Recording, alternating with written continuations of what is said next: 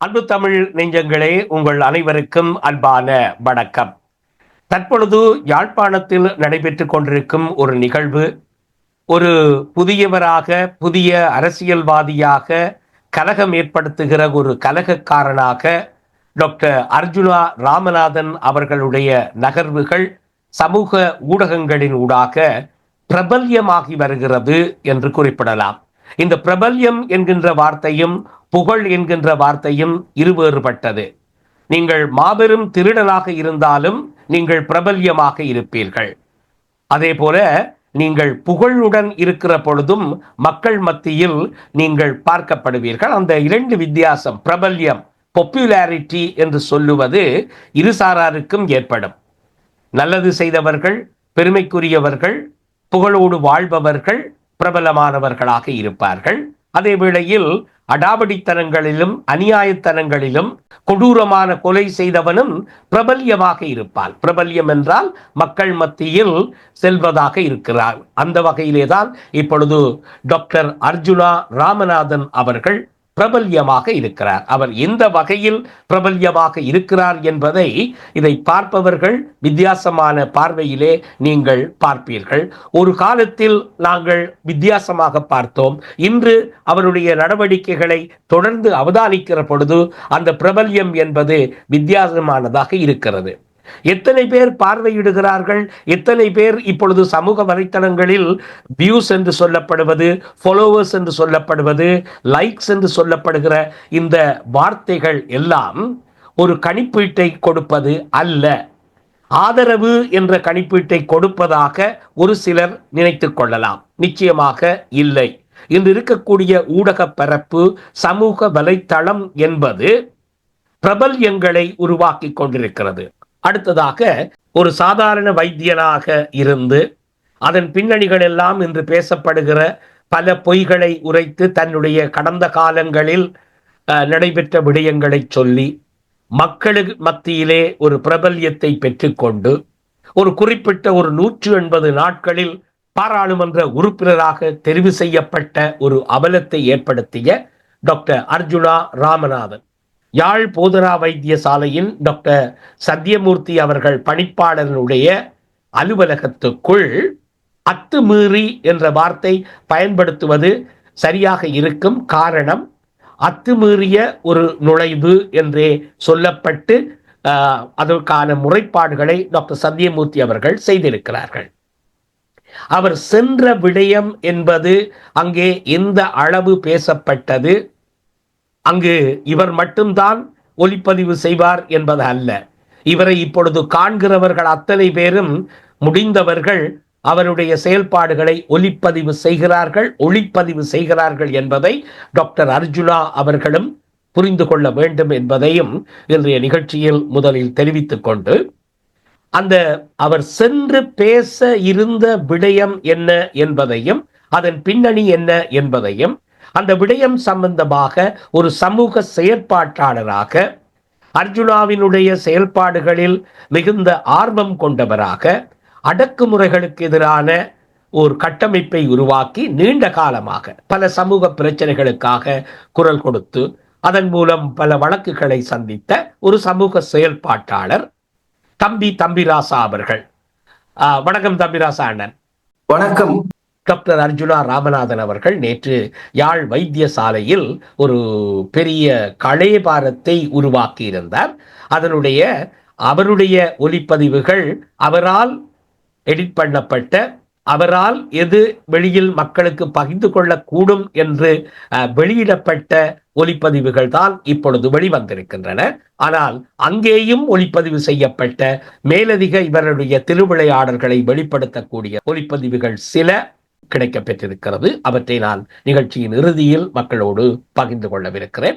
இந்த விடயத்தில், அதாவது யாழ் வைத்தியசாலையில் வைத்திய உதவியாளர்கள் சம்பளமின்றி தொழில் வாங்கப்பட்டார்கள் என்ற அந்த குற்றச்சாட்டு பற்றி நீங்கள் அறிந்தவை. அதே போல உங்களுடைய செயல்பாடுகள் இது சம்பந்தமாக எப்படி இருந்தது என்று அதனுடைய பின்னணியை சற்று விளக்குவீர்களா? யாழ்ப்பாண போதனா வைத்தியசாலையில் சுகாதார உதவியாளர்களாக 2022 ஆண்டிலிருந்து இன்று வரை வேதனம் எதுவுமின்றி கடமையாற்றுகின்ற சுகாதார ஊழியர்கள் ஏறத்தாழ 500 பேர் என்று இப்ப தெரிய வருகின்றது. அவ்வளவு பேர் சம்பந்தமாகவும் நாங்கள் அவர்களுடைய தகவல்கள் அனைத்தையும், குறிப்பாக சொன்ன போனால் இப்படி அவர்களுடைய தகவல்கள் அனைத்தையும், அவர்களுடைய தொண்டர் இலக்கம் என்ன, தொடர்பு இலக்கம் என்ன, சேர்ந்து திகதி என்ன, சகல விவரங்களையும் பெற்று நாங்கள் இவர்களுக்கெல்லாம் தனிப்பட்ட கோவைகளை உருவாக்கி இருந்தோம். எந்த அடிப்படையில் இந்த தொண்டர்கள் வேலையில் சேர்ந்தார்கள், அமர்த்தப்பட்டார்கள்? கடந்த காலங்களில் சத்தியமூர்த்தி அவர்களின் விளம்பரங்களை பார்த்திருக்கிறேன். அப்பேற்பட்ட விளம்பரங்களின் ஊடாகத்தான் இவர்கள் எடுக்கப்பட்டிருக்கிறார்கள். அந்த விளம்பரத்துக்கு பின்னர் தொடர்ச்சியாக ஒவ்வொருத்தரும் காது வழியாக வந்து சேர்ந்திருக்கிறார்கள்.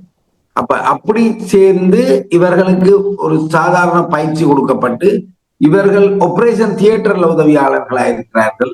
இவர்கள் சுகாதார உதவியாளர்கள், எல்லா பக்கத்திலும் அவர்கள் வேலை செய்திருக்கிறார்கள். ஆனால் இவர்களில் குறிப்பிட்ட 70-75 பேருக்கு மிக அண்மையில இந்த வருஷம் மட்டும்தான் ஒரு சிறு கொடுப்பனவு செய்வதற்கு உத்தேசித்து அவர்களுக்கு அதை ஆரம்பித்திருக்கின்றார். அந்த கொடுப்பனவுகள் கூட தொடர்ச்சியாக 20 நாள் வரணும். 20 நாளை தாண்டி வருகின்ற உதவியாளருக்கு மட்டும்தான் அந்த கொடுப்பனவு கிடைக்கும். ஆனால் நான் பேசிய பொழுது நீங்களும் எனக்கு முன்னர் குறிப்பிட்டிருந்தீர்கள், அவர்களில் பலர் ஒரு 3 மாதம் வேலை செய்கிறது, அங்க வேலை வாய்ப்பு வரவில்லை அல்லது அவர்களுடைய எதிர்பார்ப்பு நிறைவேறவில்லை என்பதனாலும் அவர்களுக்கு தனிப்பட்ட தேவை இருக்கிற பொழுது அவர்கள் வேறு தொழில்களை நாடி அவர்கள் விட்டு சென்றார்கள். அந்த உரிமை அவர்களுக்கு இருந்தது. எந்த ஒரு வற்புறுத்தலும் அல்லது வற்புறுத்தி அவர்கள் வேலை வாங்கப்பட்டதாக சொல்ல முடியாது, இல்லையா? அவர்களுடைய சுய விருப்பிலேதான் அவர்கள் இந்த செயற்பாட்டில் ஈடுபட்டிருக்கிறார்கள்.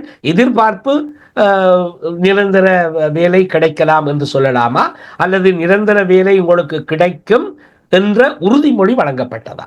நிரந்தர வேலை கிடைக்கும் என்ற உறுதிமொழி மீண்டும் மீண்டும் அவர்களுக்கு வழங்கப்பட்டது. நீங்கள் குறிப்பிடுகிற வகையிலே பார்த்தால் இதுவரையில் இப்படியான வேலையிலே ஈடுபட்டவர்கள் யாருமே நிரந்தர வேலை வாய்ப்பு பெறவில்லையா இந்த 2 வருஷத்திலே?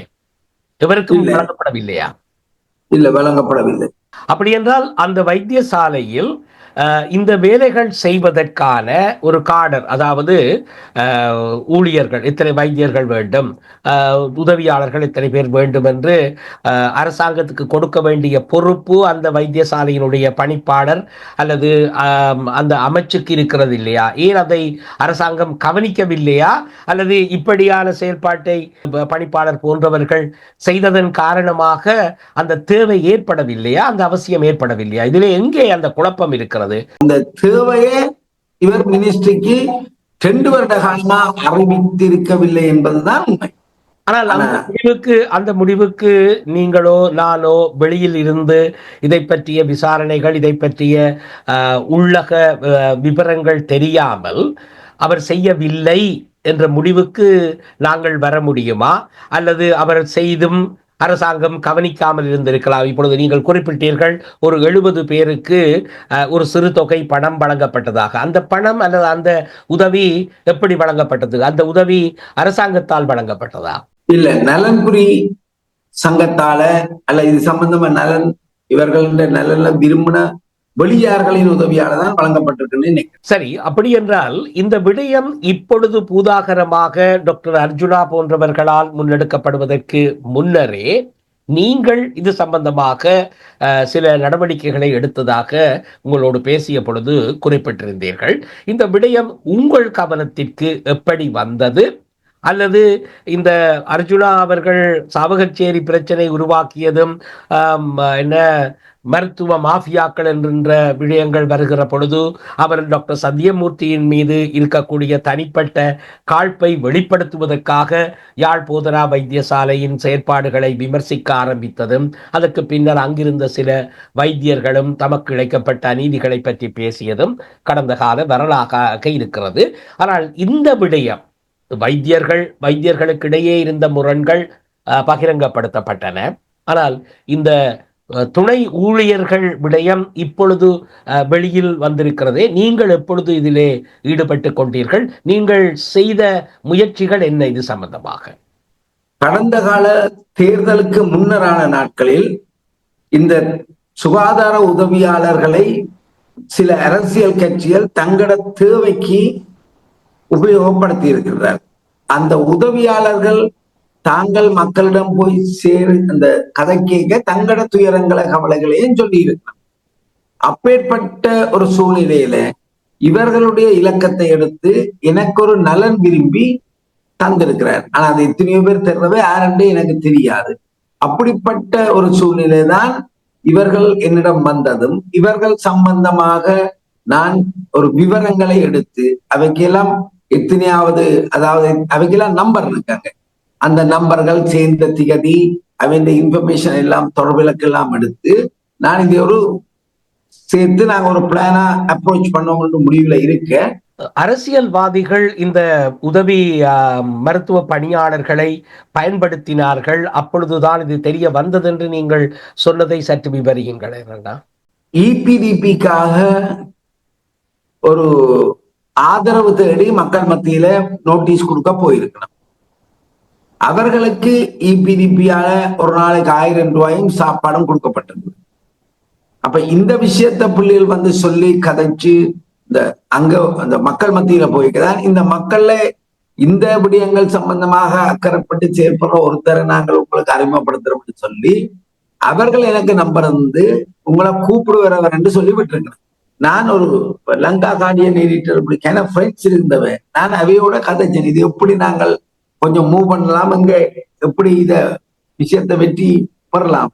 அப்ப அவை எனக்கு அட்வைஸ் பண்ணிக்கிறேன், Nalinda Jayatissa one of the best man and good man and நீங்கள் கட்டாயம் அவரை போய் சந்திச்சால் உங்களுக்கு ஒரு நல்ல ஒரு நியாயமான தீர்வு 100% கிடைக்கும் என்று எனக்கு ஒரு நம்பிக்கை ஏற்பது. நலிந்த ஜெயதிஸ் என்று சொல்பவர் தான் சுகாதார அமைச்சராக இருக்கிறார், புதிய சுகாதார அமைச்சர். இதுதானே one of the best man சொன்னோட நாங்கள் அப்ப அந்த நம்பிக்கையும் அது ஏற்கனவே அவரோட உறவு கொண்டிருக்கிற நண்பர்கள் தானே இவையெல்லாம்.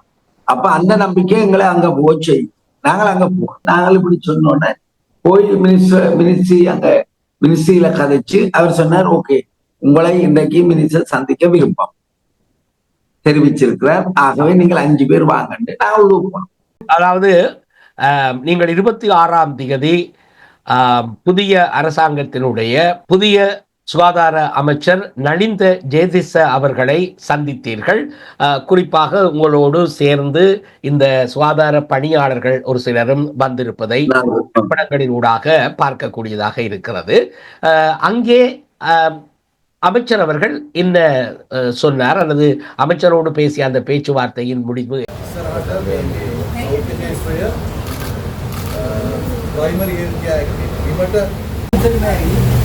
நிறைய செய்ய போனோம். அப்போ எல்லாரும் சின்ன சின்ன இடங்கள் எல்லாம் பார்க்கக்கூடிய மாதிரி செய்ய போனோம். अपना हॉस्पिटल के तरह वैकेंसीज तब कोटा ही थी लेकिन इन्हें तब कोटी प्रमाण யாழ்ப்பாண ஆஸ்பத்திரியில் பொறுத்த வேகன்சிஸ் தான் இருக்கு. தாங்கள் எங்களுக்கு இறுதியாக அமைச்சர் சொன்னது அவ்வளவு, நீங்கள் போகாதீங்க வேலைக்கு. நீங்கள் வேலைக்கு போனீங்கள் என்றால் உங்களுடைய அங்க ஆஸ்பத்திரிக்கு போற வரவு அவைக்கு தங்களோட தேவையை நிவர்த்தி செய்ய போதுமானது. ஆகவே கார்டர்ஸ் வேணும், தங்களுக்கு ஆக்கள் இல்லைன்னு எங்களுக்கு ஆரம்பிக்க மாட்டோம். நீங்கள் போகாம விட்டால்தான் அங்க ஒரு வேக்கன் வர அவ எங்களுக்கு லெட்டர் அனுப்பணும். ஒரு அமைச்சர் நீங்கள் போகாதீர்கள், போகாமல் விட்டால்தான் அந்த பணிப்பாளருக்கு அங்கே உள்ள தேவை புரியும் என்று தொண்டர்களை நிறுத்துவது ஒரு அமைச்சர் சொன்னதாக நீங்கள் சொல்வது அவர் இறுதியாக சொன்ன வசனம். இப்ப உங்களுக்கு கார்டர்ஸ் இருந்தால் அந்த கார்டர்ஸ்ல உங்களுக்கு முன்னுரிமை வழங்குவோம் என்று உறுதிமொழி தந்தவர். உங்களை அதுல முன்னுரிமை அந்த முழு பேரையும் நாங்கள் எடுப்போம், இவ்வளவு கார்டர்ஸ் தேவையோ. மற்றும்படி இன்னும் மேலதிகமா இருந்தீங்கள் என்றால் யாழ்ப்பாணத்துல வடமாகாணத்துல வேற ஹாஸ்பிட்டல்ஸ் எல்லாம் சில வேளை இப்படி வாலண்டியர்ஸை வச்சிருக்கணுமோ உங்களுக்கு தெரியாது. எல்லா இன்ஃபர்மேஷனையும் எடுத்து அங்கெல்லாம் இல்லாட்டால் நாங்கள் உங்களுக்கு அங்கேயும் உங்களை போட்டு தாரோம் என்று சொன்னோம். இருந்தால் இங்கே வேலை செய்கிற அந்த வாலண்டியர்ஸ் விஸ்வமடுவில இருந்து வந்திருக்கணும், முல்லைத்தீவில இருந்து வந்திருக்கணும், முள்ளியவளையில இருந்து வந்திருக்கணும்.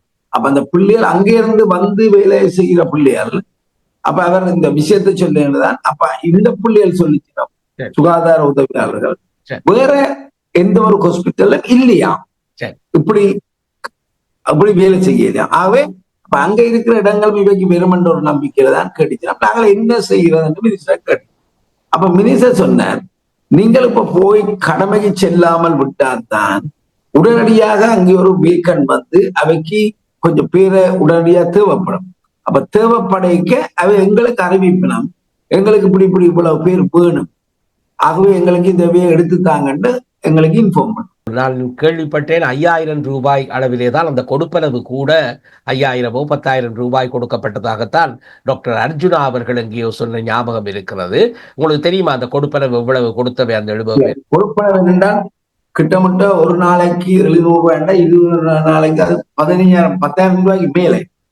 ஆனா அது 20 நாள் தொடர்ச்சியா போகாட்டா கிடைக்காது, 19 நாள் போனா கிடைக்காது. 20 நாளை தாண்டி இருக்கிறாங்களுக்கு தான் கிடைச்சது. அப்படி என்றால் அந்த 20 நாட்கள் தொடர்ந்து வேலை செய்பவர்களுக்கு ஒரு 15,000 அளவிலே கொடுக்கப்படுகிறது என்று சொல்லுகிற பொழுது, இப்பொழுது சாதாரணமாக இப்படியான ஒரு ஊழியருக்கு என்ன சம்பளம் வழங்கப்பட்டிருக்க வேண்டும் முழு நேர வேலை செய்பவராக இருந்தால்? ஒரு 40,000க்கு மேலே. ஆகவே அவர்கள் அந்த 70 பேரும் நிச்சயமாக அந்த விடயத்தில் திருப்தியாக இருந்திருப்பார்கள். அதே வேளையில் வைத்தியசாலையும் அதை பற்றி அதிக அந்த தேவை பற்றி அவர்களுக்கான அத்தியாவசிய தொண்டர்கள் 20 பேர் இருக்கிறோம் என்றால் 10 பேர் செய்ய வேண்டிய வேலையை 20 பேர் செய்வதற்கு முன்வருகிற பொழுது அது மிக வசதியாக இருக்கும். வைத்தியசாலையை பொறுத்தவரையில் அவர்களுக்கு அந்த தேவை உணரக்கூடியதாக இருந்திருக்காது.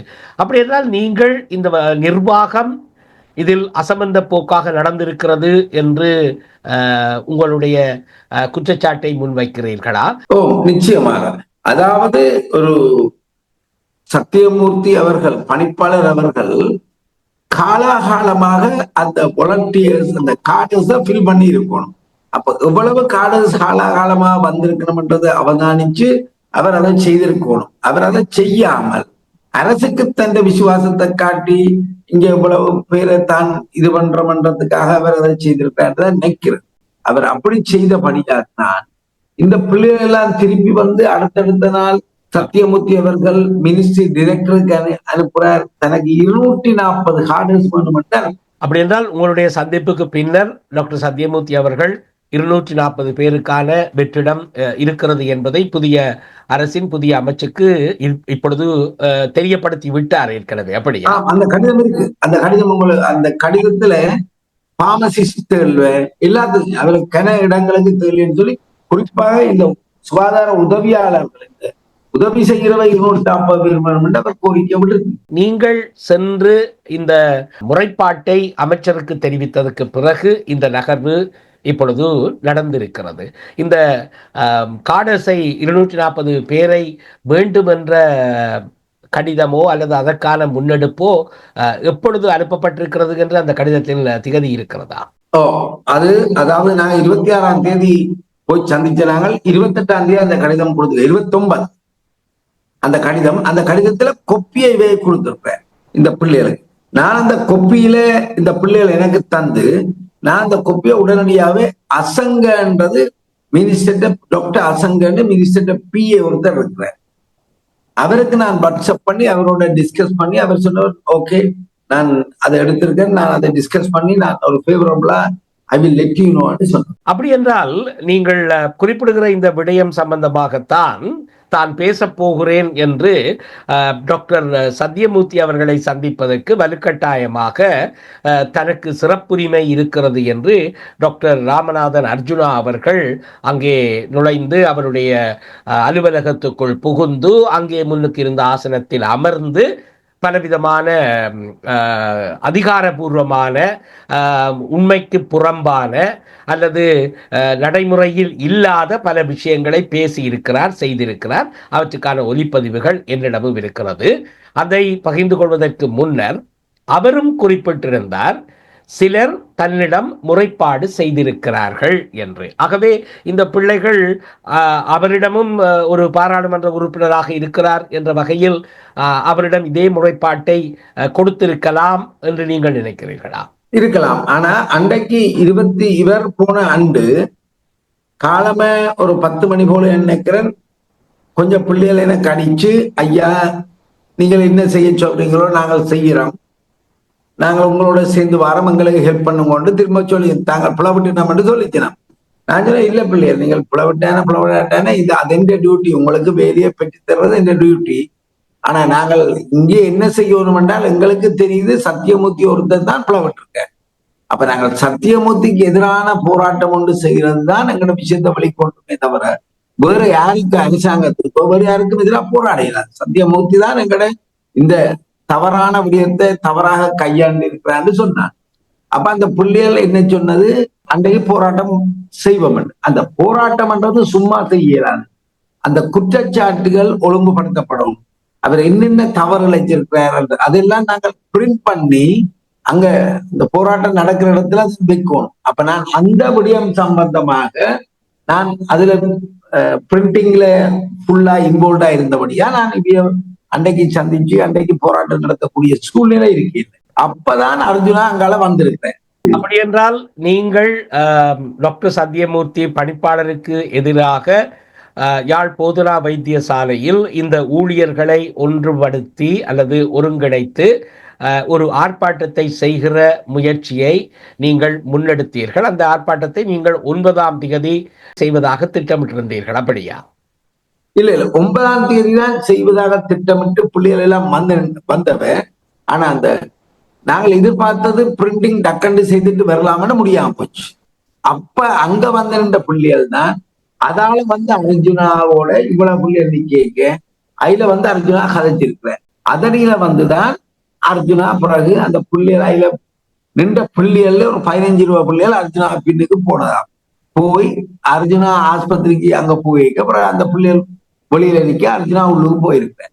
அதுதான் நடந்திருக்கு. அப்படி என்றால் நீங்கள் ஆர்ப்பாட்டம் செய்வதற்கு முன்னெடுத்து அதற்கான ஒழுங்குகளை செய்து பதாதைகள் அச்சில் எடுக்க முடியாத காரணத்தினால் நீங்கள் அதை கைவிட்ட சந்தர்ப்பத்தில் அங்கு வந்த அர்ஜுனா அவர்களை சந்தித்திருக்கிறார், அல்லது அவர்கள் அர்ஜுனா அவர்களை சந்தித்து இந்த விடயத்தை சொன்னதும் தான் அர்ஜுனா உள்ளே நுழைந்தார் என்று சொல்கிறீர்கள், அப்படியா?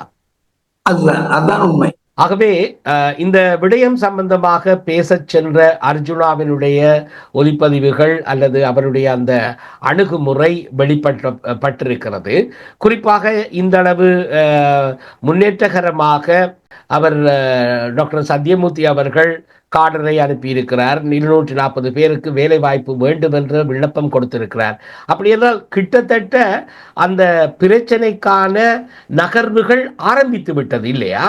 ஆரம்பித்து அமைச்சுக்கு தெரியப்படுத்தப்பட்டு சரியான அணுகுமுறையில் நீங்கள் அதை கையாண்டிருக்கிறீர்கள். உங்களோடு சேர்ந்து அந்த ஊழியர்கள் சரியான நடவடிக்கையை எடுத்திருக்கிறார்கள். அதில் கூட டாக்டர் சத்தியமூர்த்தி அவர்கள் விசிறப்படவில்லை. இந்த இடத்திலே அர்ஜுனா ராமநாதன் அவர்கள் இந்த விடயத்தை முன்னெடுத்து செல்வதாக சென்று அவர் நடந்து கொண்ட விதம், அல்லது அவர் இது ஒரு ஏற்கனவே இதற்கான செயல்பாடுகள் செய்து முடிந்த ஒரு விடயத்தை பாராளுமன்ற உறுப்பினர் என்ற தனக்கு சிறப்புரிமை இருக்கிறது, யாரையும் எங்கேயும் போகலாம், எல்லா அதிகாரிகளும் இலங்கையில் இருக்கக்கூடிய அதிகாரிகள் எல்லாம் பாராளுமன்ற உத்தியோகத்திற்கு கீழே தான் என்று டாக்டர் சத்தியமூர்த்தி அவர்களோடு நடந்த அந்த சம்பாஷணை பற்றி உங்களுடைய அபிப்பிராயம் என்ன?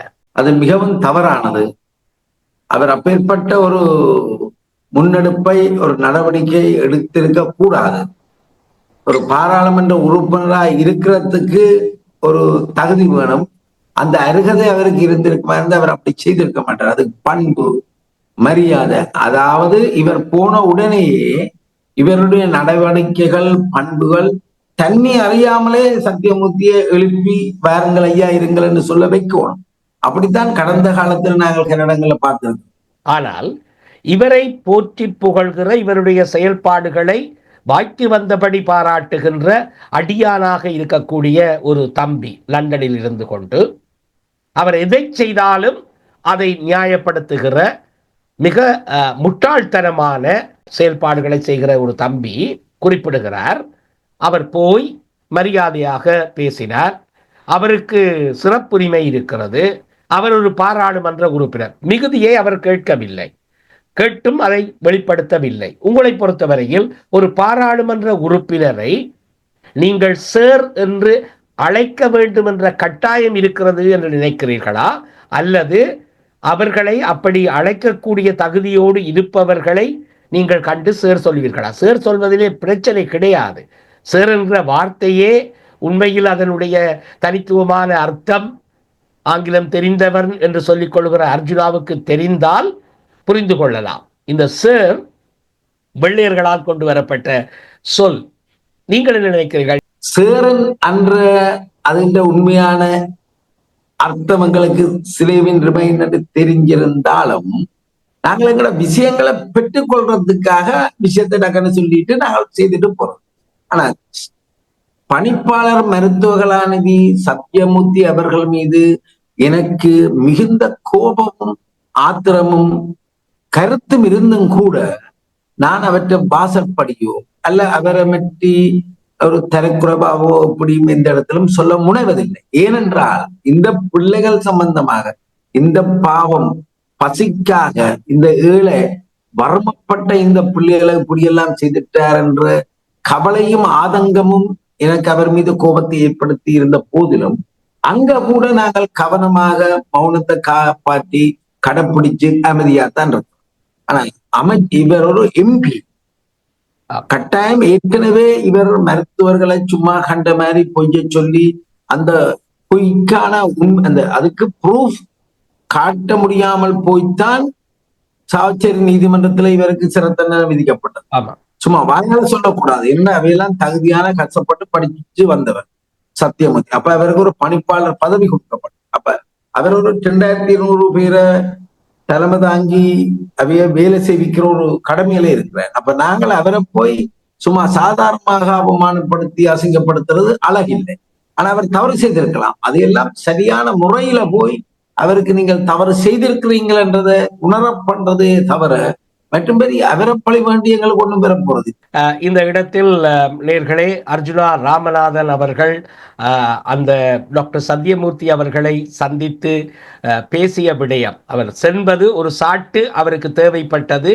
ஆனாலும் கூட அண்ணன் தம்பிராசா அவர்களோடு இப்பொழுது நாங்கள் இந்த விடயத்தினுடைய பின்னணியை தெளிவுபடுத்தியதன்படி அந்த விடயம் ஒட்டுமொத்தமாக அமைச்சினுடைய கவனத்திற்கு எடுத்து செல்லப்பட்டு அதற்கான நிவாரண முனைப்பான செயல்பாடுகள் முன்வைக்கப்பட்டதற்கு பின்னர் அந்த விடயத்தை வைத்து அவர் தனிப்பட்ட முறையில் எப்படி தன்னுடைய டாக்டர் சத்தியமூர்த்திக்கு எதிரான, டாக்டர் சத்தியமூர்த்திக்கு ஆதரவாகவோ அவருடைய செயல்பாடுகளை நியாயப்படுத்தியோ அல்லது அவருடைய செயல்பாடுகளை பற்றிய எந்த ஒரு கருத்தையும் இங்கே உள்வாங்கிக் கொள்ளாமல் ஒரு பணிப்பாளர் அண்ணன் தம்பிராசா அவர்கள் குறிப்பிட்டதை போல் 2000க்கு மேற்பட்ட ஊழியர்களை வைத்து ஒரு நிர்வாக சேவையை நடாத்துகிற உயர் பதவியில் உள்ள ஒரு பணிப்பாளரை சென்று எனக்கு கீழே நீ என்றும் நான் பாராளுமன்ற உறுப்பினர் என்னை நீ சேர் என்று அழைக்க வேண்டும் என்று சேறு பூசுகிற செயல்பாட்டும். You are supposed to call me sir. Now, at this point, you are supposed to call me sir, whether you like it or not. நீங்கள் வேலை செய்ய முடியாவிட்டால் முள்ளிவாய்க்காலில் போய் வேலை செய்யுங்கள் என்று குறிப்பிட்டதும். You understand that? If you don't know anything, go back to Mullivaikal and work there. You understand that? You understand, Mr. Dr. Sodimudi? அதற்கு மேலாக நீங்கள் எங்கிருந்து ஓடிப்போய் விடுங்கள் என்று அவரை மிரட்டியதும். Okay, this is going to be big trouble. Then you better run to some other country. இதே வேளையில் இந்த விடயங்களை மக்கள் மத்தியில் எடுத்துச் செல்லுகிற யூடியூப், குறிப்பாக தம்பி தமிழ் அடியான் போன்றவர்கள் அடியாட்களாக செயல்படாமல் அறிவுள்ளவர்களாக ஆராய்ந்து உண்மைகளை உணர்ந்து அறிந்து மக்களை ஏமாற்றுகிற வகையில் செய்திகளை திரிவுபடுத்தி ஒருவர் மீது குற்றம் சாட்டுகிற செயல்பாடுகளை மக்கள் அவதானிக்க வேண்டும் என்று தெரிவித்துக் கொண்டு, தயவு செய்து இந்த விதமான ஏமாற்றுக்கள் தொடரும் வரை இப்படியான ஏமாற்றுக்காரர்களும் போலிகளும் மக்கள் மத்தியில் அரசியல் என்று அரசியல்வாதிகளை வெள்ளை வேட்டிகள் என்று ஒரு காலத்தில் இருந்த தமிழ் தேசிய அரசியல்வாதிகளை விமர்சித்தார் டாக்டர் ராமநாதன் அர்ஜுனா. இப்ப இவரை நாங்கள் என்ன டை கோட் ஷூட் என்றதா? டை கோட் ஷூட்களை துரத்த வேண்டும் என்று நாங்கள் புறப்படுவதா? ஆகவே இந்த இந்த பெயர்கள் குறிப்பிடுவது, அவர்களை துரோகியாக்குவது, எதிரிகளாக்குவது, தான் சமூகத்திற்காக செயல்படுகிறேன் என்பது, தேவைக்கு தேசிய தலைவர் என்று சொல்வது, மேதகு என்று மட்டும் சொல்லிவிட்டு விடுவது, அங்கே ஒன்று பேசுவது, இங்கே ஒன்று பேசுவது, இந்த நாள் எல்லா இடமும் ஒன்று பேசினேன் என்று சொல்லுவது, வைத்தியர் முள்ளிவாய்க்காலுக்கு போய் வேலை செய்யுங்கள் என்று அவரை நக்கல் அடிப்பது, இப்படியான கீழ்த்தரமான செயல்பாடுகளை செய்கிற இந்த honourable sir doctor Ramanathan Archuna, உங்களுடைய ஆட்டம் சற்று அடக்கி நீங்கள் பயணிக்க வேண்டும் என்பதை உரிமையோடு சொல்லிக்கொண்டு விடைபெற்றுக் கொள்கிறேன். நன்றி, வணக்கம். யாரை எங்கே வைப்பது என்று யாருக்கும் தெரியலே. அட அண்டங்காக்கைக்கும் குயில்களுக்கும் வேதம் புரியலே.